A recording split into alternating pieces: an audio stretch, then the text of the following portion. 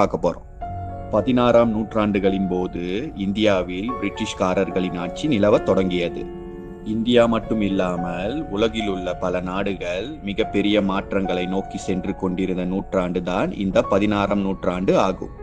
இந்த நூற்றாண்டில் உலகில் உள்ள மக்கள் பல்வேறு நாடுகளுக்கு பயணத்தை மேற்கொள்கிறார்கள்.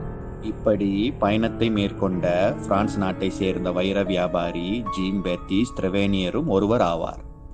இவர் பல நாடுகளுக்கு பயணங்களை மேற்கொண்டு அங்கு கிடைக்கும் வைரம் வைடூரியங்களை வாங்கி பிறகு பெரிய பெரிய செல்வந்தர்களுக்கு விற்கும் தொழிலை செய்து கொண்டு இருந்தார். 1668ஆம் ஆண்டில் ட்ரெவேனியர் பிரான்ஸ் நாட்டை ஆட்சி செய்த மன்னர் 14ஆம் லூயிஸை சந்தித்து 200க்கும் மேற்பட்ட வைரங்களை விற்கிறார்.